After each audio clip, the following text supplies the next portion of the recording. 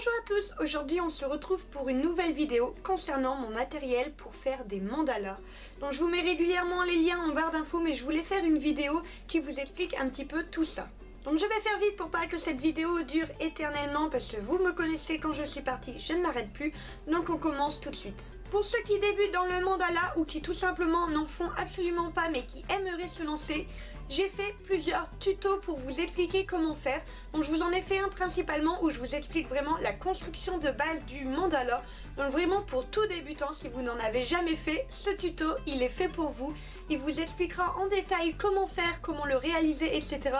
Et j'ai énormément de retours de mes abonnés qui font leur premier mandala et qui ont utilisé cette technique là et qui s'en sortent vraiment super bien. Donc n'hésitez pas à aller la voir si vous voulez vous lancer vous aussi dans l'aventure mandala.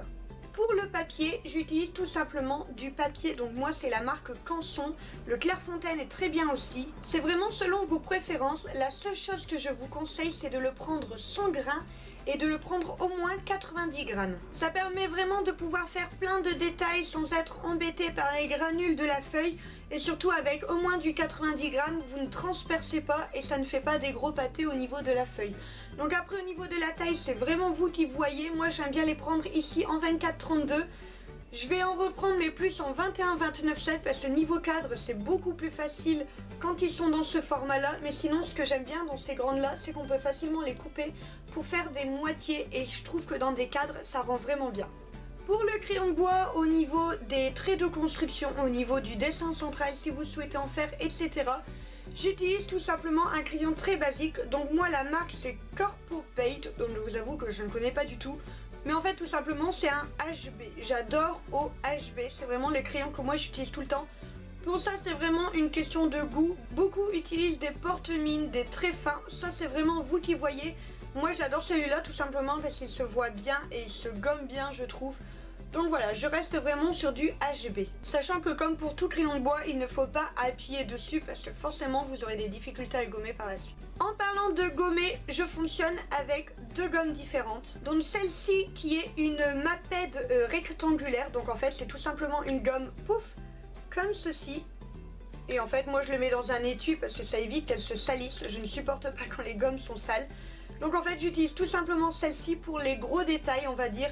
Vraiment le gommage de fond. Et quand il s'agit des traits beaucoup plus fins et d'être précis sans forcément en toucher d'autres, j'utilise ma gomme électrique. Je vous mets le lien de la vidéo que j'avais faite sur le sujet, mais en tout cas moi je ne m'en passe plus et je l'adore. Pour les règles j'en utilise deux. Donc en fait celle-ci c'est ma nouvelle, donc elle est en fer.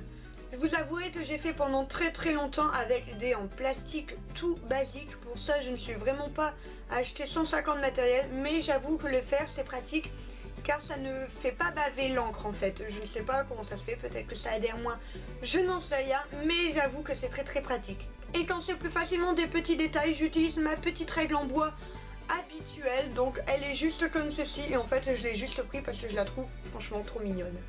Pour les traits de construction, j'utilise un compas vraiment tout simple. Donc comme vous voyez, c'est vraiment le compas que l'on trouve partout. C'est un Maped, il vient le mien de chez Leclerc. Je l'ai depuis des années. Donc à chaque fois, je me dis que j'aimerais bien m'acheter un vrai compas qui fait un peu plus professionnel. Mais en fin de compte, il fonctionne tellement bien que ça m'embête un peu d'acheter du matériel alors que j'en ai déjà qui est très fonctionnel. Pour le rapporteur, c'est pareil, c'est un Maped, c'est le rapporteur que j'avais quand moi j'étais au collège. Il marche au ralenti, il fait rire. Bah oui, je parle de toi. Tu marches au ralenti alors qu'on n'entend que tes griffes. Tu viens?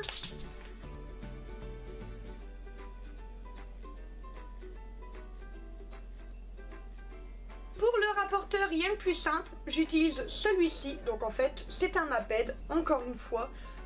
Pour tout vous dire, c'est le rapporteur que j'avais quand moi j'étais au collège et au lycée. Donc voilà, j'ai gardé le même, il est assez résistant, il se met dans une trousse et ça c'est pratique parce que je peux l'emmener partout avec moi.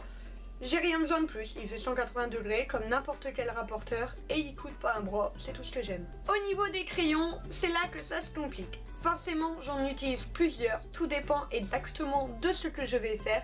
Donc je vais vraiment vous les montrer et vous expliquer leur utilité à chaque fois. Forcément je suis obligée de vous parler des Paper Mate parce que ce sont les crayons que j'utilise on va dire à 95% du temps. Au niveau des mines, j'utilise tout simplement ceux-là qui sont une pointe fine et ceux-ci qui sont une pointe moyenne. Je vous avouerai que la pointe moyenne est un tout petit peu plus épaisse que celle-là. En gros, celle-là correspond à du 0,5 et celui-ci à du 0,8. C'est ce que j'utilise tout le temps. Ils sont vraiment trop bien. Ils ont un beau noir, pas un noir un peu grisé. Leur noir est vraiment beau et surtout, ils sont pas chers. Et moi, vous savez comment je suis niveau mandala. Je carbure au niveau des crayons, je les utilise très vite. Par exemple, des grands dessins comme juste celui-ci, bah, ça m'en a pris 2. Donc forcément, si c'est des crayons à 5 € unité, ça revient vite très cher le matériel. C'est pour ça que je craque tout le temps sur les Papermat. Donc en fait, tout dépend où je les achète. Parfois Leclerc quand il y en a, parfois je les prends sur Amazon.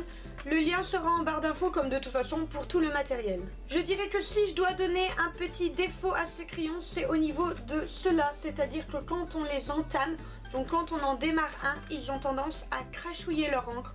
Donc il faut jouer vraiment avec la mine pour l'aplatir exactement comme on veut, tout en gardant un trait quand même relativement fin. Donc. Mais c'est vraiment le petit inconvénient, c'est que quand on le démarre, pas longtemps, pendant on va dire les 10 premières minutes de dessin, et bah il crachouille. Après vous pouvez très bien faire vos traits sur les côtés pour dire de l'échauffer et de faire en sorte qu'il ne crache pas.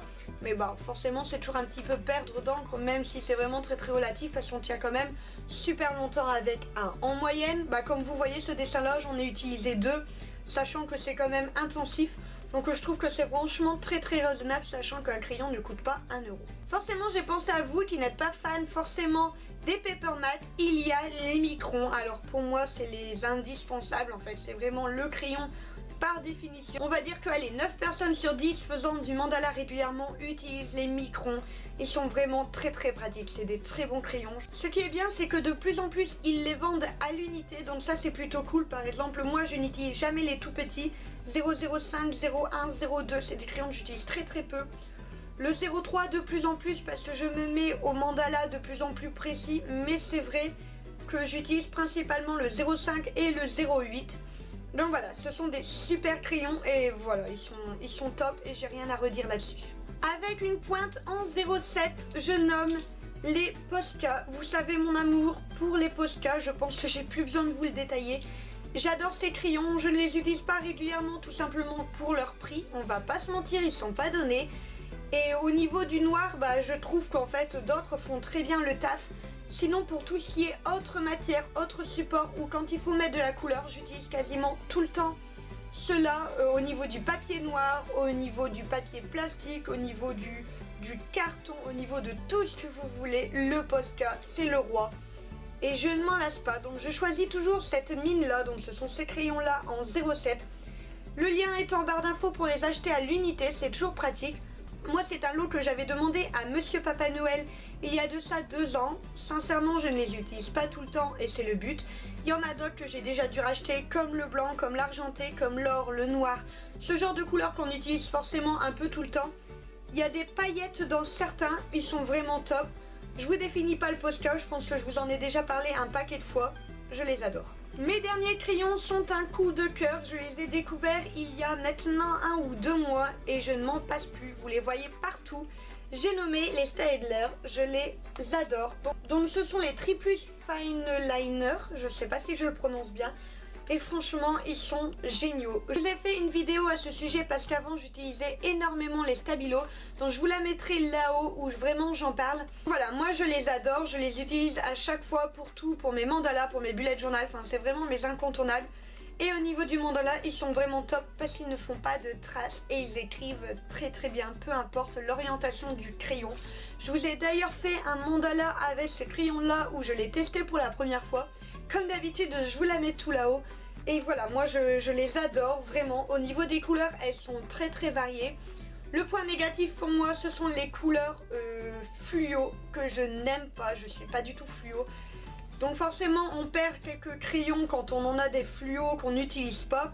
Mais ça reste vraiment très sommaire étant donné qu'il n'y en a que 5 si je me souviens bien, si je ne dis pas de bêtises. Donc voilà, c'est vraiment pas grand chose. 5 sur 36, ça en fait toujours 31 avec des couleurs très variées et surtout une pigmentation intense.